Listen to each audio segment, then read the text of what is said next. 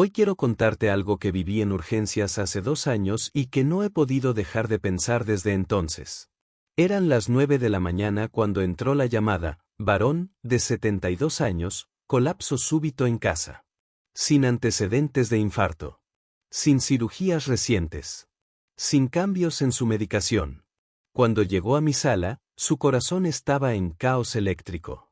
Y lo más perturbador no fue la gravedad de la crisis, sino lo que encontré cuando terminé de evaluarlo: no había obstrucción coronaria crítica, no había fallo de medicación, no había enfermedad oculta que explicara todo.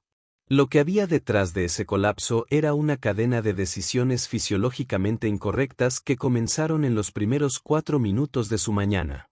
4 minutos. Y ninguna de esas decisiones le habría parecido peligrosa a nadie. De hecho, una de ellas se la había recomendado un amigo como hábito saludable. Si tienes más de 55 años, o si convives o cuidas a alguien que los tiene, necesitas ver este video hasta el final. Porque lo que te voy a explicar hoy no está en los folletos del médico de cabecera. Está en los datos clínicos que vemos en urgencias de forma repetida, en un patrón que los cardiólogos reconocemos pero que rara vez alguien se sienta a explicar con claridad. Vamos a hablar de fisiología real. De mecanismos concretos. De por qué el amanecer es el momento de mayor vulnerabilidad cardiovascular del día. Y al final, te voy a dar un protocolo de 5 minutos, basado en evidencia clínica, que puedes empezar a aplicar mañana mismo. Quédate. Puede que esta sea la información más importante que escuches este año. Soy el Dr. Tomás Valverde, médico clínico con más de 15 años de práctica en unidades de cuidados intensivos cardiovasculares y consulta de cardiología preventiva. A lo largo de mi carrera he atendido a cientos de pacientes que llegaron a urgencias en las primeras horas de la mañana, muchos de ellos sin factores de riesgo aparentes que justificaran la gravedad de su cuadro. Y con el tiempo empecé a identificar algo que nadie había conectado de forma sistemática: no eran personas descuidadas con su salud. Eran personas activas, muchas de ellas medicadas correctamente, que simplemente desconocían lo que le ocurre al corazón humano entre las 6 y las 10 de la mañana. Hoy vamos a desmontar eso. Con ciencia real, con nombres clínicos explicados en lenguaje común, y con conclusiones prácticas que puedes aplicar desde mañana. No te voy a vender nada. No hay suplemento milagroso al final de este video. Solo información que mereces tener. Para entender los errores que comete la gente por las mañanas, y porque algunos de esos errores pueden ser fatales en personas mayores de 60 años, primero necesitas entender lo que ocurre dentro del cuerpo humano en el momento en que se despierta. Y te aviso, es mucho más violento de lo que la mayoría imagina. El cuerpo humano no se despierta en modo calma. Se despierta en modo alerta máxima. El primer mecanismo que se activa al despertar involucra lo que en medicina llamamos el eje hipotálamo-hipófisis adrenal, que es básicamente la central de mando hormonal del cerebro. Este eje genera lo que se conoce como el pico matutino de cortisol. El cortisol es una hormona que tiene muy mala prensa porque se la asocia exclusivamente con el estrés crónico, pero en realidad es esencial para la vida. Es la que nos pone en marcha cada mañana. El problema está en su magnitud. Al despertar, los niveles de cortisol aumentan entre un 50 y un 160% respecto al nivel basal nocturno. Ese pico se llama en la literatura médica cortisol awakening response, o respuesta de cortisol al despertar. Y sus efectos sobre el sistema cardiovascular son inmediatos y potentes. El cortisol le ordena al corazón que acelere. Le ordena a los vasos sanguíneos que se contraigan, lo que en términos médicos se llama vasoconstricción.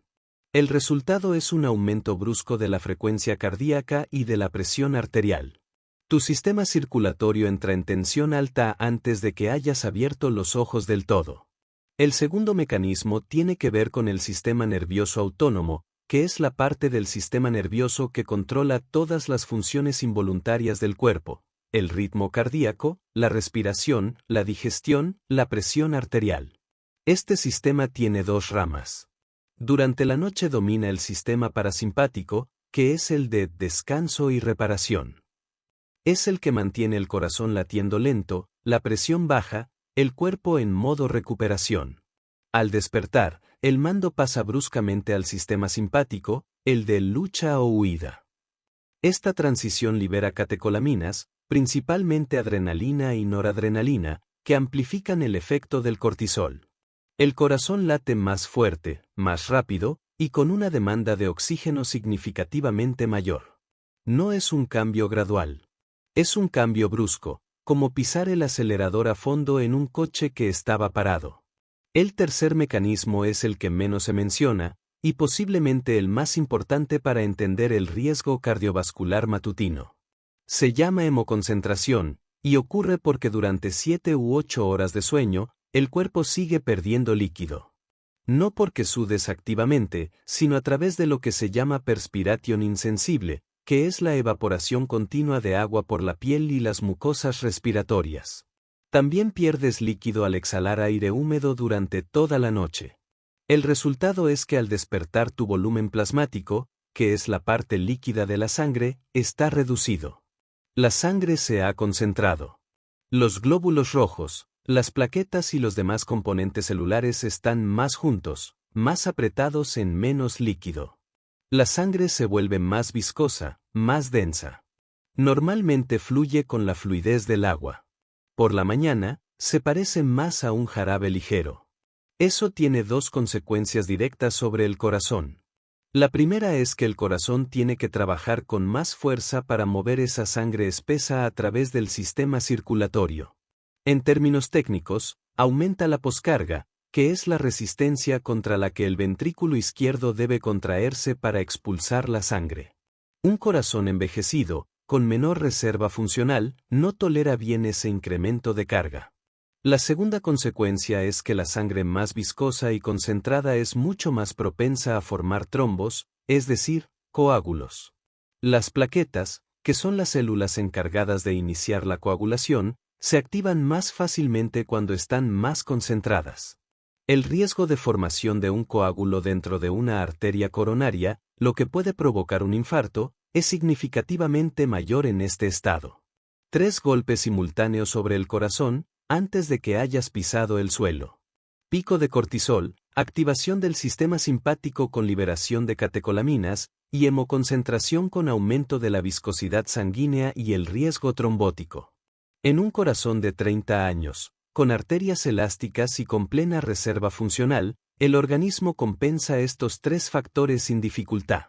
En un corazón de 65 o 70 años, con arterias que han perdido elasticidad por un proceso llamado arteriosclerosis, que es el endurecimiento progresivo y natural de las paredes arteriales con la edad, esta tormenta fisiológica matutina es una prueba de estrés diaria que el sistema cardiovascular puede superar con dificultad o, en determinadas circunstancias, no superar en absoluto. A esto los cardiólogos lo llamamos la ventana de vulnerabilidad cardiovascular matutina. Y no es un concepto teórico. Los estudios epidemiológicos son consistentes. Entre el 40 y el 70% de los infartos agudos de miocardio, los accidentes cerebrovasculares y las muertes súbitas cardíacas ocurren entre las 6 y las 12 del mediodía. Los datos del INVI, el Instituto Nacional del Corazón, los pulmones y la sangre de Estados Unidos, corroboran este patrón de forma inequívoca. No es casualidad.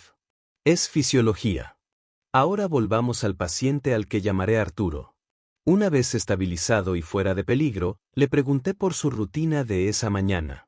Y lo que me describió encajó con una exactitud casi perfecta en el patrón que he visto repetirse en múltiples pacientes. Arturo se levantaba a las 6:30. Sin desayunar todavía, sin beber nada, se metía directamente en la ducha. Y su ducha era de agua fría. 2 minutos. Para activarme bien, me dijo. Un amigo le había dicho que era lo mejor para el sistema inmune y la circulación. Lo que Arturo no sabía, y lo que ese amigo tampoco sabía, es que su cuerpo en ese momento ya estaba al límite de su capacidad de compensación cardiovascular. El cortisol estaba al máximo. El sistema simpático, a tope. La sangre, espesa por la deshidratación nocturna. Y en ese contexto, se sometió a un estímulo adicional que su corazón no pudo absorber. Cuando el agua fría golpea la superficie corporal de manera súbita, El organismo activa de inmediato un reflejo de supervivencia llamado vasoconstricción periférica refleja. Es una respuesta arcaica, heredada de millones de años de evolución. El cuerpo interpreta el frío como una amenaza externa y, en décimas de segundo, cierra miles de pequeños vasos sanguíneos en la piel y las extremidades para conservar el calor en los órganos vitales. Es un mecanismo brillante en términos evolutivos. Es potencialmente letal en el contexto cardiovascular matutino de un adulto mayor. ¿Por qué? Porque cuando esos miles de vasos periféricos se cierran simultáneamente, la resistencia vascular periférica total se dispara. Y la presión arterial sistólica, el número de arriba de la tensión, puede subir entre 20 y 40 milímetros de mercurio en cuestión de segundos. Para ponerlo en perspectiva, imagina que alguien con una presión normal de 120 pasa en segundos a una presión de 155 o 160. Eso es equivalente a una crisis hipertensiva aguda. Y en este caso no ocurre gradualmente. Ocurre de golpe. Para entender las consecuencias, necesitas saber algo sobre las arterias coronarias en personas mayores de 60 años. Con el paso de los años, en las paredes de las arterias se van acumulando depósitos de lípidos, colesterol, células inflamatorias y tejido fibroso que forman lo que llamamos placas de ateroma. Muchas de esas placas son estables y no dan síntomas durante décadas. Pero son vulnerables a los cambios bruscos de presión. Cuando la presión arterial sube de forma repentina, el estrés mecánico sobre la pared arterial puede físicamente romper o erosionar la superficie de una de esas placas. Ese evento se llama ruptura de placa ateromatosa y es el mecanismo desencadenante de la mayoría de los infartos agudos de miocardio. Cuando una placa se rompe, el cuerpo interpreta esa lesión como una herida que hay que reparar, y envía plaquetas al lugar. Esas plaquetas se acumulan y forman un trombo, un coágulo que puede crecer hasta obstruir completamente la luz de la arteria coronaria. Sin flujo sanguíneo, el territorio del miocardio que dependía de esa arteria empieza a morir. Eso es un infarto. Y aquí está el elemento que hace que la sangre espesa de la mañana sea tan peligrosa en este contexto. En una sangre bien hidratada y fluida, ese trombo podría no llegar a obstruir completamente la arteria. Pero en una sangre con alta viscosidad y plaquetas ya activadas por la hemoconcentración matutina, el coágulo crece más rápido, más grande y con mucha más facilidad. Pero hay un segundo mecanismo de daño que puede ser incluso más rápido. Cuando la demanda de oxígeno del miocardio sube bruscamente, como ocurre con ese pico de presión y frecuencia cardíaca por el shock térmico, las arterias coronarias deben aumentar el flujo de sangre al músculo cardíaco de forma inmediata. Si esas arterias están parcialmente estrechadas por placas, aunque no haya ruptura, pueden no ser capaces de suministrar ese extra de oxígeno con suficiente rapidez. Las células del miocardio que no reciben suficiente oxígeno entran en un estado que llamamos isquemia aguda. Las células isquémicas del miocardio se vuelven eléctricamente inestables. Generan impulsos eléctricos anómalos que interfieren con el ritmo cardíaco normal. Y si suficientes células entran en isquemia simultáneamente, pueden desencadenar una arritmia ventricular maligna. La más peligrosa se llama fibrilación ventricular. En ella, las células del miocardio dejan de contraerse de forma coordinada y sincronizada, y simplemente se contraen de manera caótica y desorganizada, sin ningún patrón. El corazón ya no bombea sangre, solo tiembla. No llega sangre al cerebro. En menos de 10 minutos sin desfibrilación eléctrica externa, la fibrilación ventricular es fatal. Esto fue exactamente lo que le ocurrió a Arturo. No un infarto clásico con obstrucción completa, sino una arritmia ventricular desencadenada por la combinación de todos esos factores actuando al mismo tiempo sobre un corazón que ya no tenía margen de compensación. La ducha fría no es el villano absoluto de esta historia. Hay evidencia científica razonable de que la exposición controlada al agua fría tiene beneficios para el sistema inmune, el estado de ánimo y la recuperación muscular en personas jóvenes y sanas. El problema no es el frío. El problema es el frío súbito, sin preparación, en un corazón ya comprometido por la tormenta fisiológica matutina. El problema es el contexto. Existe un cuarto factor que actúa como catalizador de todos los demás, que casi nadie corrige porque no duele, no genera síntomas obvios, y parece completamente trivial. Es la deshidratación matutina. Ya la mencionamos al hablar de la hemoconcentración, pero quiero que entienda su importancia real, porque es el factor más fácil de corregir y el más ignorado. Cada noche, un adulto medio pierde entre 0,5 y 1 litro de agua. No por sudar activamente, sino a través de dos vías que operan de forma continua e imperceptible. La primera es la respiración. Cada vez que exhalas, expulsas aire saturado de vapor de agua. A lo largo de 8 horas de sueño, eso representa una cantidad significativa de líquido. La segunda es la perspiración insensible de la piel, esa evaporación continua de agua que ocurre incluso sin que notes que sudas. Al despertar, tu volumen plasmático está reducido. No dramáticamente, como en una deshidratación severa, pero sí de forma clínicamente relevante para el sistema cardiovascular. La sangre está concentrada. Y eso tiene consecuencias directas e inmediatas.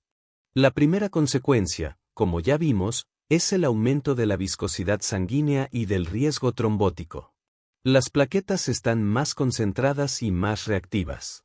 El corazón trabaja con más esfuerzo para mover esa sangre densa. La segunda consecuencia es menos conocida pero igualmente importante: la deshidratación reduce el volumen de llenado del corazón. El corazón funciona según un principio llamado la ley de Frank-Starling. Cuanto más se llena el ventrículo en cada latido, más fuerza genera al contraerse. Si hay menos volumen sanguíneo circulante, el corazón se llena menos, genera menos fuerza, y el organismo compensa aumentando la frecuencia cardíaca para mantener el gasto cardíaco. Más latidos por minuto, más demanda de oxígeno, más estrés sobre el miocardio. La solución a este factor es la más simple de todas las que vamos a ver hoy. Un vaso de agua, de 250 a 300 mililitros, a temperatura ambiente, antes de hacer cualquier otra cosa por la mañana.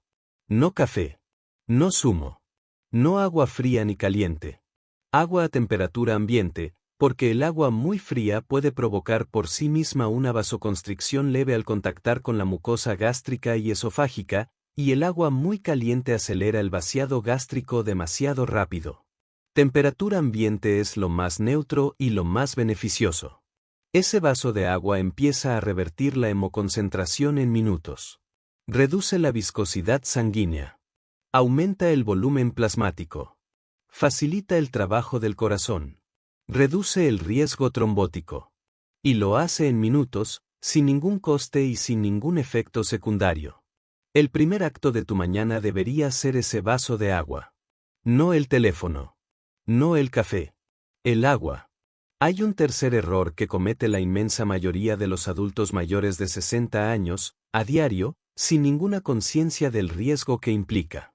Y es uno de los que más caídas, hospitalizaciones y eventos cardiovasculares genera en esta franja de edad. Me refiero a levantarse de la cama de forma brusca.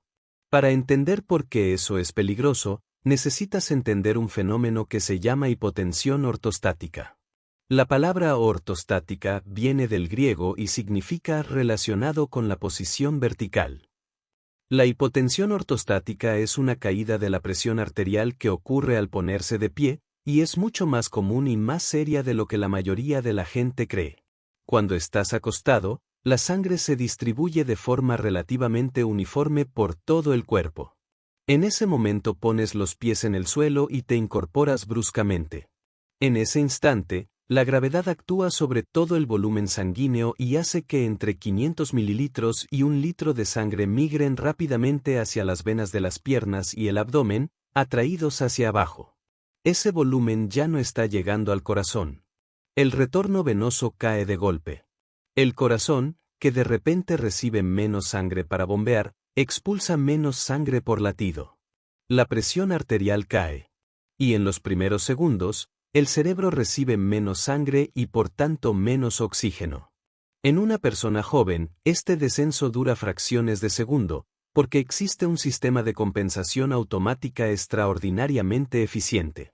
En las paredes de la arteria aorta y de las arterias carótidas existen unos receptores de presión que se llaman varorreceptores. Estos sensores detectan la caída de presión de manera inmediata y envían una señal de alarma al centro cardiovascular en el tronco del encéfalo. El cerebro responde ordenando al corazón que acelere y a los vasos que se contraigan para compensar. Todo esto ocurre en menos de un segundo. Nunca te enteras. El problema es que con el envejecimiento, los varorreceptores pierden sensibilidad de forma progresiva. Su respuesta se hace más lenta, más torpe. Y durante esos segundos extra en que el sistema tarda en compensar, el cerebro está recibiendo menos sangre. El resultado son los síntomas típicos que muchas personas mayores experimentan al levantarse: mareo, visión borrosa, ver estrellas o puntos luminosos, sensación de inestabilidad. En los casos más severos, el descenso de presión es suficiente para provocar un síncope, un desmayo por hipoperfusión cerebral transitoria. Las caídas secundarias a la hipotensión ortostática son una de las causas más frecuentes de lesiones graves y hospitalizaciones en adultos mayores. Una fractura de cadera, que es una de las consecuencias más comunes de esas caídas, tiene una mortalidad al año de entre el 20 y el 30% en personas mayores de 75 años. No es una estadística menor. Pero hay algo más allá del riesgo de caída. Hay una conexión directa con el riesgo cardiovascular. Cuando el sistema nervioso simpático finalmente reacciona para compensar esa caída de presión, lo hace con una taquicardia refleja, un aumento brusco y a menudo violento de la frecuencia cardíaca. Un corazón que ya estaba bajo el triple estrés del cortisol matutino, la deshidratación y posiblemente el shock térmico de la ducha, que ahora recibe una señal de emergencia para bombear más rápido y con más fuerza, puede responder con una arritmia, una extrasístole, una taquicardia, o algo peor. La solución es tan simple que casi parece ridícula en comparación con la gravedad del problema. No te levantes de golpe. Nunca. Antes de ponerte de pie, siéntate en el borde de la cama con los pies en el suelo y quédate en esa posición durante al menos 60 segundos. Durante ese minuto, realiza movimientos de flexo-extensión de los pies y círculos con los tobillos. Eso activa la musculatura de la pantorrilla, que funciona como una bomba venosa auxiliar que ayuda a empujar la sangre de las piernas de vuelta hacia el corazón antes de que la gravedad entre en acción. Cuando finalmente te pongas de pie, hazlo despacio, con apoyo si es necesario, y quédate inmóvil 2 o 3 segundos para permitir que el sistema de varorreceptores complete la compensación antes de empezar a caminar. 60 segundos sentado en el borde de la cama. Ese pequeño acto puede prevenir una caída, una fractura o una arritmia. Quiero dedicar ahora unos minutos a algo que en consulta me encuentro con una frecuencia que me preocupa, y sobre lo que hay muy poca divulgación clara y accesible. Si estás tomando un diurético, es decir, un medicamento para eliminar el exceso de líquido y reducir la presión arterial, como la furosemida, la hidroclorotiazida, la toracemida o la espironolactona, por favor presta mucha atención a lo que voy a explicarte ahora. Los diuréticos son fármacos muy eficaces y ampliamente prescritos para la hipertensión arterial y la insuficiencia cardíaca. Actúan sobre el riñón, inhibiendo la reabsorción de sodio y agua en los túbulos renales y forzando su eliminación a través de la orina. El resultado es una reducción del volumen de líquido en el organismo, lo que baja la presión arterial y alivia la congestión en la insuficiencia cardíaca. Son medicamentos que salvan vidas. No estoy cuestionando su uso. Lo que sí quiero destacar es un efecto secundario que no recibe la atención clínica que merece. Los diuréticos, especialmente los de asa como la furosemida y los tiazídicos como la hidroclorotiazida, también favorecen la eliminación renal de magnesio. No de forma masiva en todos los pacientes, pero sí de forma progresiva y acumulativa a lo largo de meses y años de tratamiento. El magnesio es uno de los minerales más abundantes en el organismo y el cuarto catión más importante a nivel fisiológico. Y en el sistema cardiovascular, tiene un papel que no puede ser sustituido por ningún otro mineral, es el estabilizador eléctrico del miocardio. A nivel celular, el magnesio actúa como cofactor de la bomba sodio-potasio ATPasa, que es la proteína que mantiene el gradiente iónico correcto dentro y fuera de cada célula cardíaca. También regula directamente los canales de calcio, que son las compuertas a través de las cuales el calcio entra en la célula muscular cardíaca para generar la contracción. Sin suficiente magnesio, esas compuertas se vuelven inestables. El equilibrio iónico se altera. Y las células del miocardio se vuelven hiperexcitables, lo que significa que generan impulsos eléctricos anómalos con mucha mayor facilidad. En términos prácticos, una deficiencia de magnesio aumenta significativamente el riesgo de arritmias cardíacas. Desde extrasístoles ventriculares aisladas, que son esos latidos de más que se sienten como un vuelco en el pecho, hasta taquicardias ventriculares y, en los casos más graves, fibrilación ventricular. La hipomagnesemia, que es el término médico para los niveles bajos de magnesio en sangre, está documentada como un factor de riesgo independiente de muerte súbita cardíaca. El diagnóstico es sencillo, una analítica con magnesio sérico. Pero el problema es que este parámetro no se incluye de forma rutinaria en los controles analíticos de pacientes con tratamiento diurético crónico en muchos sistemas sanitarios. Y los síntomas de la deficiencia de magnesio son inespecíficos: calambres musculares nocturnos, espasmos, palpitaciones, fatiga, irritabilidad. Síntomas que se atribuyen fácilmente a la edad o al estrés. Si estás tomando un diurético hace más de 6 meses y tienes alguno de esos síntomas, habla con tu médico en la próxima visita y pídele específicamente que mida tu magnesio sérico. Es una analítica de coste muy bajo. Y el resultado puede revelar un factor de riesgo cardiovascular que lleva meses en tu botiquín sin que nadie lo haya identificado. Insisto, no te automediques con suplementos de magnesio. El exceso de magnesio también puede ser peligroso, especialmente en personas con función renal reducida. La suplementación, si está indicada, debe hacerse siempre bajo supervisión médica. Ahora vamos a unir todos los puntos. Porque el verdadero peligro no es ninguno de esos 4 factores por separado. El verdadero peligro es su combinación, su sinergia, su efecto acumulativo sobre un corazón que ya no tiene la misma reserva que tenía hace 30 años. Imagina el escenario completo. Una persona de 68 años, tratada por hipertensión con un diurético desde hace 2 años. Duerme bien. Sigue una dieta razonable. Hace ejercicio 3 veces por semana. Por todos los parámetros habituales, es un paciente controlado. Pero lleva meses con una ligera deficiencia de magnesio que nadie ha detectado. Su miocardio es ya eléctricamente algo más inestable de lo que debería. Esa noche no ha bebido nada desde las 10 de la noche. A las 6:30 de la mañana suena el despertador. En ese momento, el cortisol se dispara. El sistema simpático se activa. El corazón acelera. La presión sube. La sangre está espesa por la hemoconcentración nocturna, las plaquetas están activadas, el riesgo trombótico está elevado. Se incorpora de golpe, sin transición. La sangre cae hacia las piernas. El cerebro sufre un momento de hipoperfusión. Los varorreceptores, lentos por la edad, tardan en responder. Cuando finalmente el sistema simpático reacciona, lo hace con una taquicardia brusca que impone una demanda de oxígeno adicional sobre el miocardio. Y entonces va al baño y abre la ducha fría. El agua golpea su pecho.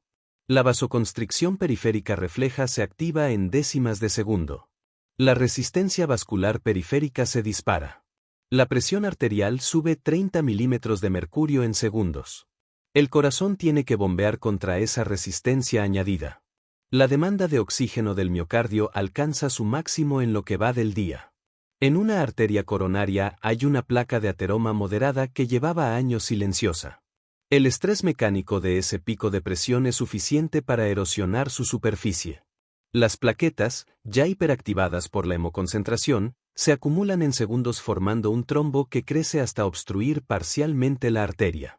El miocardio que depende de esa arteria empieza a sufrir isquemia. Las células isquémicas generan impulsos eléctricos anómalos. Y en ese corazón ya eléctricamente inestable por el déficit de magnesio, esos impulsos encuentran el terreno perfecto para desencadenar una arritmia ventricular maligna. En menos de 5 minutos desde que sonó el despertador, 4 factores independientes, cada uno de ellos insuficiente por sí solo para causar un desastre, se han combinado para crear una tormenta perfecta. Eso es exactamente lo que le ocurrió a Arturo.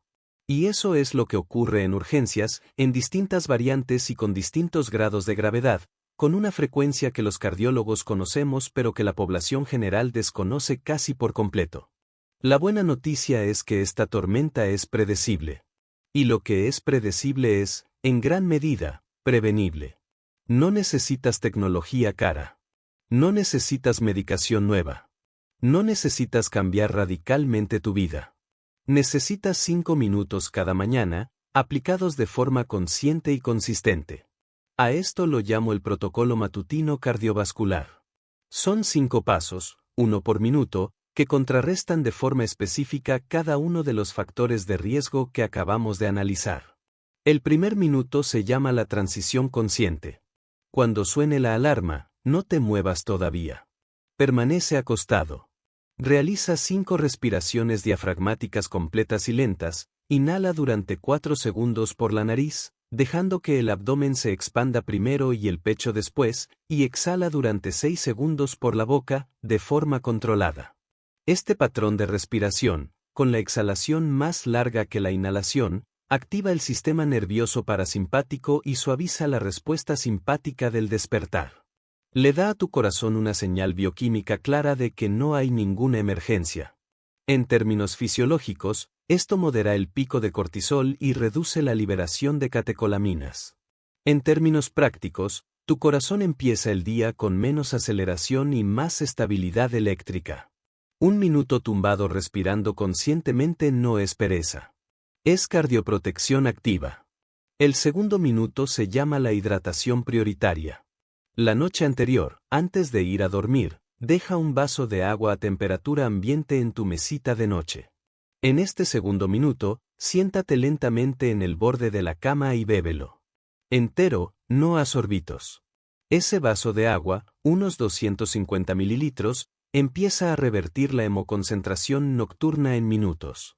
Aumenta el volumen plasmático. Reduce la viscosidad sanguínea.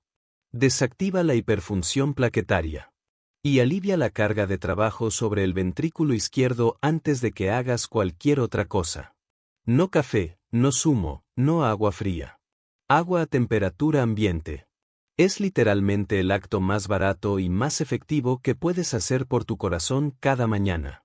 El tercer minuto se llama la aclimatación postural. Ahora que estás sentado en el borde de la cama, quédate en esa posición. No te pongas de pie todavía. Este minuto es específicamente para prevenir la hipotensión ortostática.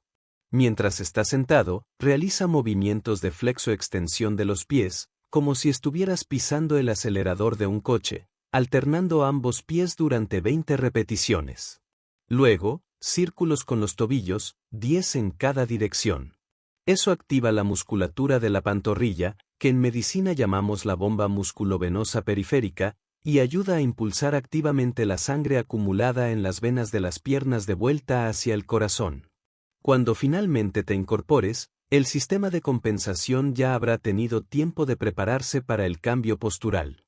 El riesgo de hipotensión ortostática se reduce de forma muy significativa. El cuarto minuto se llama la movilización articular progresiva. Aún sentado, dedica este minuto a reactivar la circulación periférica con movimientos suaves y articulados. Rotaciones lentas de cuello, 5 en cada dirección. Elevaciones de hombros hacia las orejas y relajación, 10 veces. Extensiones de brazos hacia arriba y hacia los lados. Inclinaciones suaves del tronco hacia adelante y hacia los lados. Estos movimientos no son un calentamiento deportivo. Son una reactivación circulatoria progresiva. Aumentan el flujo sanguíneo hacia los músculos periféricos, mejoran el retorno venoso, y preparan el organismo para el movimiento vertical de forma gradual y segura. El quinto minuto se llama el levantamiento seguro y la transición al movimiento. Ahora sí, ponte de pie. Hazlo despacio, apoyando las manos en el colchón o en la mesita si es necesario. Una vez de pie, quédate completamente quieto durante 3 segundos. Observa cómo te sientes. Si hay algún mareo, aunque sea leve, vuelve a sentarte. El mareo es una señal, no una molestia que hay que ignorar. Si estás estable, comienza a caminar con paso tranquilo. No corras. No te apresures. Has pasado de la posición horizontal al movimiento activo de forma gradual, respetuosa y cardiovascularmente segura. 5 minutos. Una vez al día. Sin excepción. Sin coste económico. Sin efectos secundarios. Y ahora hablemos de la ducha, porque sé que muchos de vosotros hacéis duchas frías o queréis hacerlas, y no quiero que este video se convierta en un argumento para abandonar completamente esa práctica. Lo que quiero es que la hagáis de forma inteligente. La clave es evitar el shock térmico, que es el mecanismo de daño que hemos descrito. Y para eso, la temperatura de inicio es fundamental. Comienza siempre con agua tibia, alrededor de los 36 o 37 grados, que es próxima a la temperatura corporal. Eso evita cualquier vasoconstricción periférica refleja y permite que el cuerpo se adapte gradualmente al entorno de la ducha. Si quieres los beneficios de la exposición al frío, que los hay y están documentados, ve bajando la temperatura de forma progresiva a lo largo de la ducha. No de golpe. Cada 30 o 40 segundos, un peldaño más de frío. Y si decides llegar a agua fría en los últimos minutos, sigue un orden anatómico específico. Primero los pies, luego las piernas, luego los brazos, y solo al final el torso y la parte superior del cuerpo. Nunca empieces con un chorro de agua fría directamente sobre el pecho o la cabeza. El pecho, porque el agua fría sobre el esternón puede activar directamente el reflejo vagal y generar una bradicardia, que es una bajada brusca de la frecuencia cardíaca, en personas sensibles. Y la cabeza, porque puede provocar una vasoconstricción cerebral transitoria. Si en cualquier momento durante la ducha sientes palpitaciones, o presión en el pecho, mareo o sensación de que el corazón se salta a un latido, cierra el grifo inmediatamente. Siéntate en el suelo de la ducha para evitar una caída. Llama a alguien si puedes. No intentes aguantar. No hay ningún beneficio que justifique ignorar esas señales. Para los pacientes con enfermedad coronaria conocida, con antecedentes de arritmia, o con insuficiencia cardíaca, mi recomendación clínica es tajante: evitad las duchas frías. El riesgo supera con creces cualquier beneficio teórico. La temperatura del agua debe ser siempre tibia o templada. La seguridad cardiovascular es prioritaria. Para terminar, quiero hablar brevemente de algo que va más allá de la rutina matutina. Porque lo que hemos visto hoy son factores modificables, hábitos que podemos cambiar. Pero la salud cardiovascular a largo plazo requiere también una conversación activa con tu médico sobre ciertos parámetros que a menudo no se revisan de forma sistemática. Si tienes más de 60 años y tomas un diurético hace más de 6 meses, pide en tu próxima consulta un análisis de magnesio sérico. Es una prueba de coste muy bajo y puede identificar un factor de riesgo que lleva meses instalado en tu organismo sin que nadie lo haya detectado. Si experimentas mareos frecuentes al levantarte, habla con tu médico sobre la posibilidad de que tengas hipotensión ortostática clínicamente significativa. Hay formas sencillas de medirla, de diagnosticarla y de manejarla. Si tienes palpitaciones frecuentes, aunque sean breves y aunque no duelan, no las atribuyas sin más a la edad o los nervios. Las palpitaciones son el idioma con el que el corazón dice que algo no está del todo bien en su sistema eléctrico. Merece la pena escucharlas. Y por último, cuando se trate de ejercicio matutino, no lo evites. Al contrario, una vez que hayas completado tu protocolo de 5 minutos y tu cuerpo esté hidratado, despierto y preparado, el ejercicio matutino es uno de los mejores actos preventivos que puedes hacer. Estudios de la Sociedad Europea de Cardiología muestran que el ejercicio entre las 8 y las 11 de la mañana se asocia con el menor riesgo de enfermedad cardiovascular y accidente cerebrovascular a largo plazo. Caminar a paso ligero durante 30 minutos, bicicleta estática, natación, yoga. Lo que disfrutes y puedas mantener en el tiempo.